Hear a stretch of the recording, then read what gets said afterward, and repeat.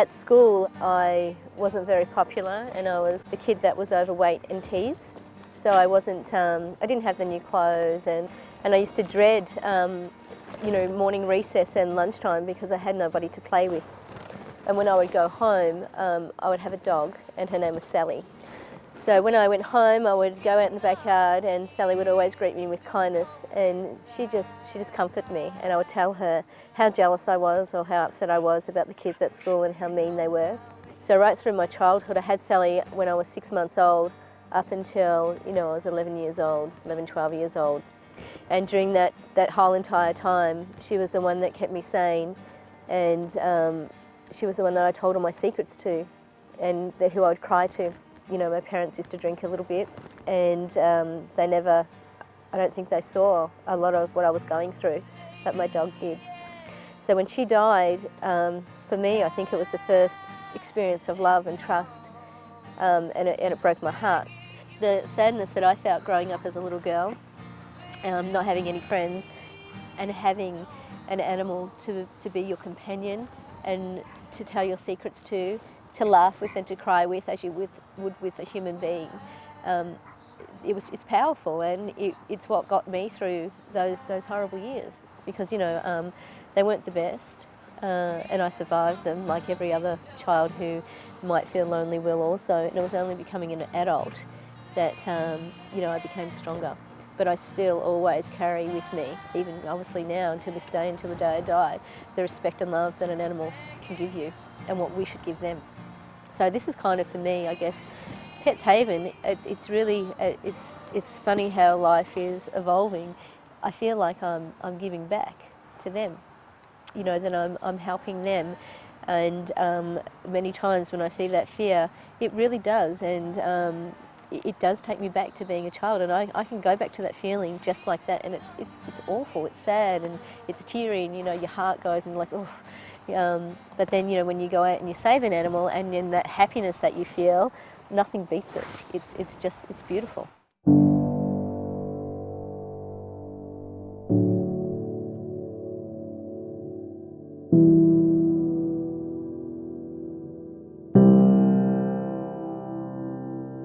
There's been quite a few times when animals have just collapsed, when they've been starved, and you can see, how skinny they are, and we have to physically carry them into the veterinary clinic, and we take their glucose levels, and we sort of try to work out how long they haven't had any food for, and we place them on drips, and to see an animal that would be dead within hours or the following day, and that we place on a drip. It stays in hospital maybe for a couple of days or a week or so, placed into foster care, and then they turn into happy, robust animals. And I believe they know, I'm sure. These animals, they're just amazing. They're beautiful animals. Their soul is lovely. So these dogs just arrived from Mountain Pound, a mother and baby. And they said that they were strays, but we believe that the owner really did surrender them and didn't want the dogs anymore. You can tell how underweight she is and how hungry they are. She's such a good girl, letting her pup eat. She's starving. There you go. Good girl.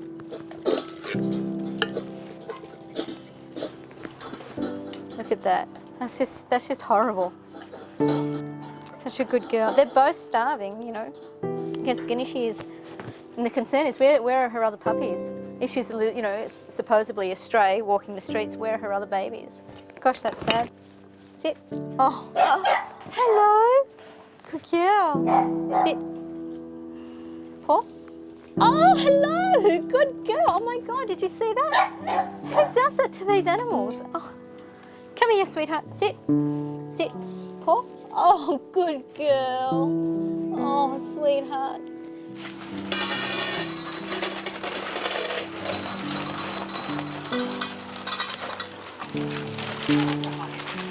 Sits and shakes hands. She's beautiful. She's great with her pup. She didn't, go to attack the puppy when she was eating. So she just generally seems like a really lovely dog. At the pound, she had her tail tucked underneath her legs and she wouldn't walk. And she's only been here for less than 15 minutes, and tail's up, she's wagging, loving. For some reason, she's really focused on Helen, which is lovely. So this poor dog it's up to us as human beings to look after these animals. They can't go and, you know, open up a can of dog food for themselves or feed themselves. So some human being has done this to this dog. And you can imagine yourself if you didn't have food for a period of, you know, say 10 days, how you would feel. So she's just an excellent dog, but how did she end up in a pound on death row with a puppy? You know, what was her story? And it's a story that happens every day and numerous times per day. It's not the first and it won't be the last dog. It's pretty sad. It's up to us to give her a second chance now.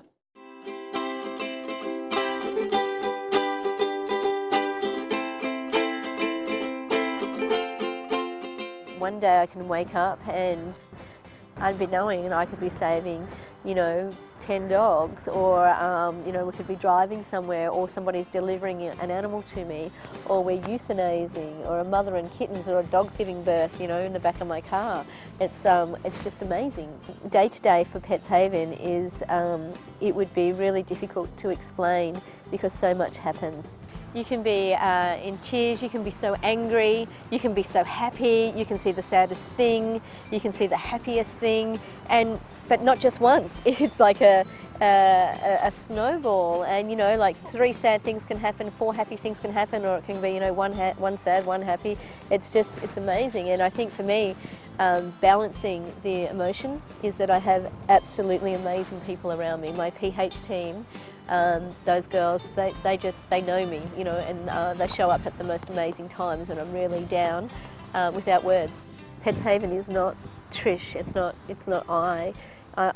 I'm lucky I've got so many people around me, and they will be the ones that will make it happen, and they'll be the ones to carry it on when I can't.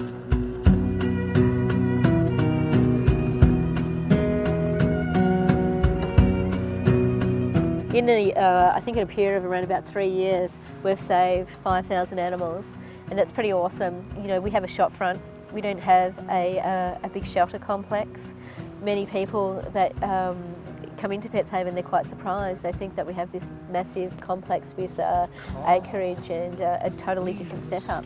So to have rescued so many animals, utilising, you know, a shop and the you know, resources of the community as in foster care, it's pretty awesome. It's amazing.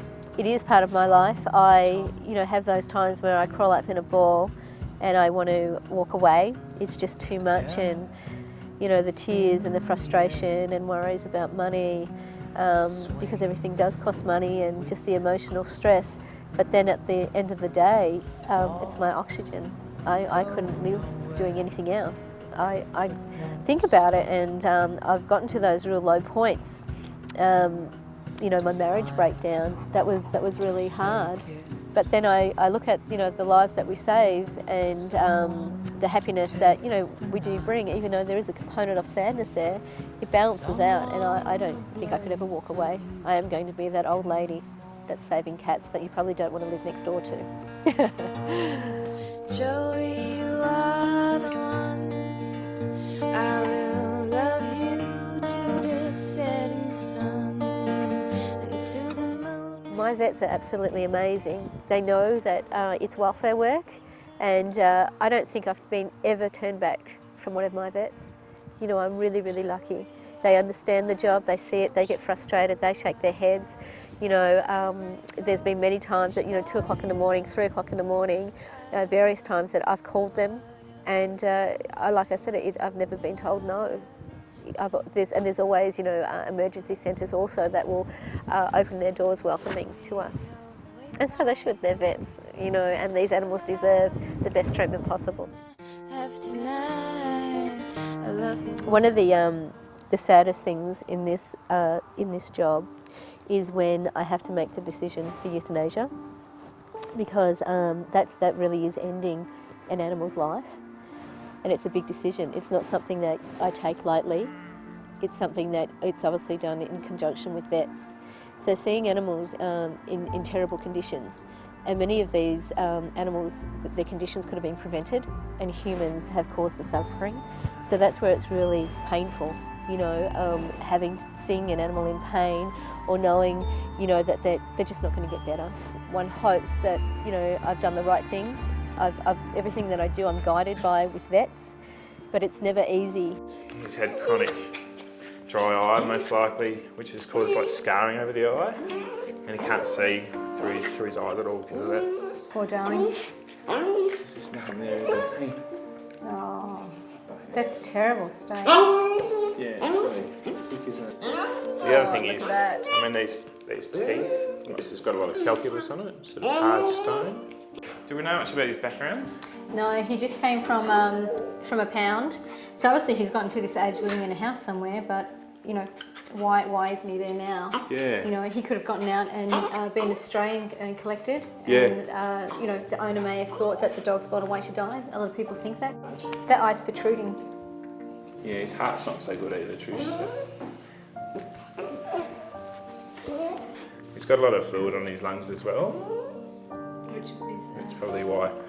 I dare say he'd probably cough. If I elicited a cough, he'd probably try and, or start coughing because of that. And partly probably because he's breathing in the bugs from his mouth all the time. He's got this really dirty mouth. He's always breathing in these bacteria.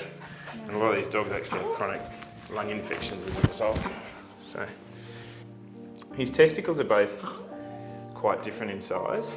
So his right testicle's really large and his left one's relatively small. And they've been there for quite a long time, so Testicular cancer. potentially, yeah. But I think he's got a lot of issues.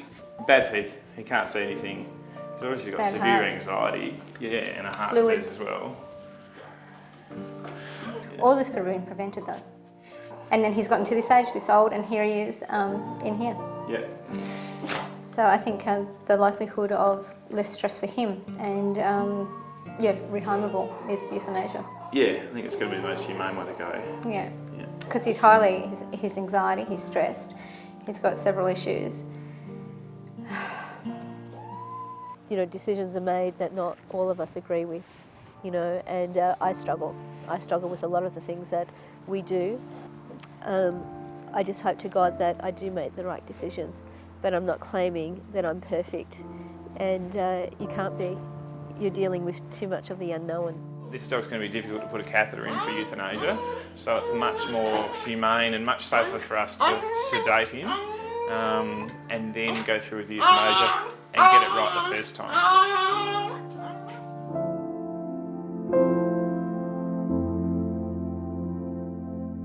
I just hope that it is the right thing. It's so big out there.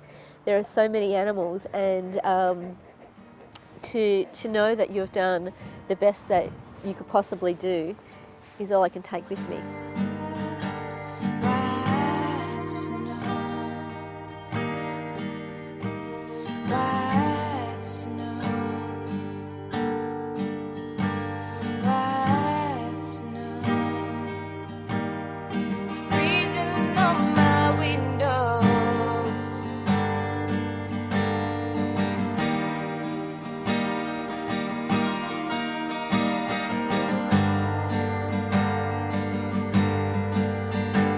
Cause it's colder inside. Cause you're not here to hold me tight. White snow is freezing on my windows.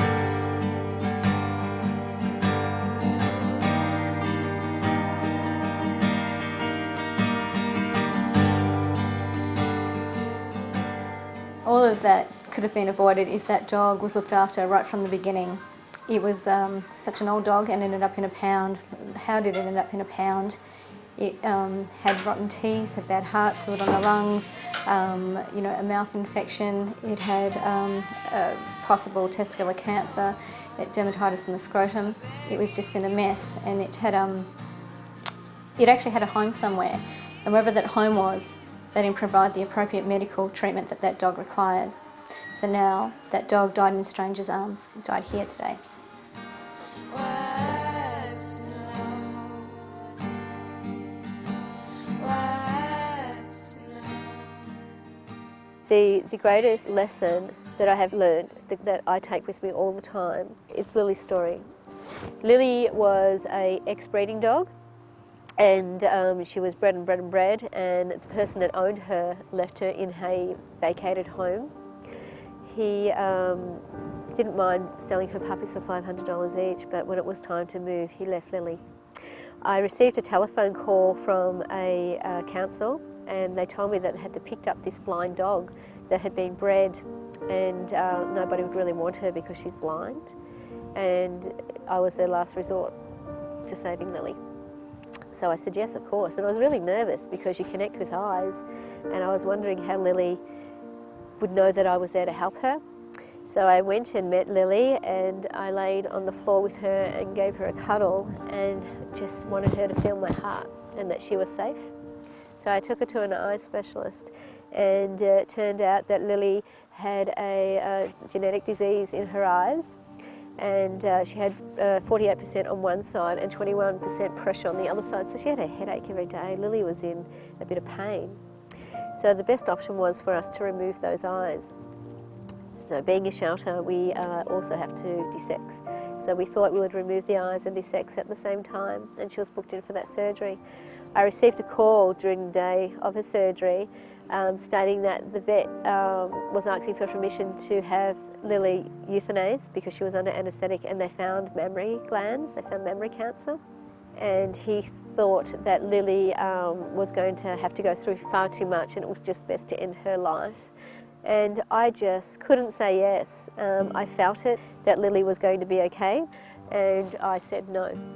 And he reluctantly went ahead and did the surgery. He removed her eyes, he desexed her, he did the mammary strip. And for 3 days, Lily's eyes would just drip blood, and she was on morphine, and those 3 days were, it's a memory that comes back like that, it was like hell, because I saw that she was in pain, and I didn't know whether I did the right decision. And on day 4, really not knowing and thinking, oh my God, maybe I should have let her go, maybe the vet was right, she got up and she wagged her tail, and she was in my house and started moving around, and the weeks she got better and better and better, and by 6 weeks she was so bossy. She was absolutely amazing.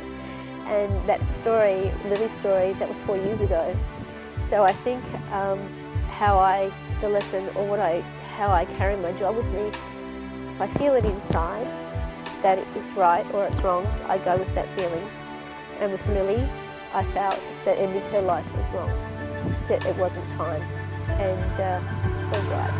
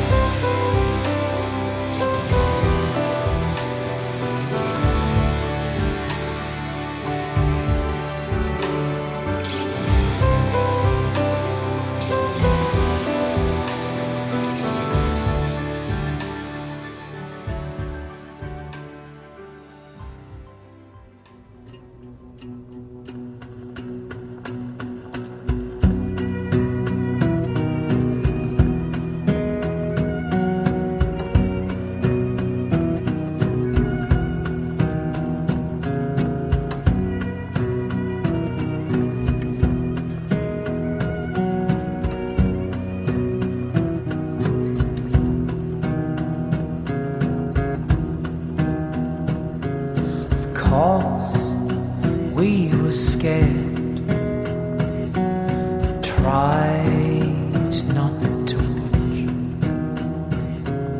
took the first steps from the top.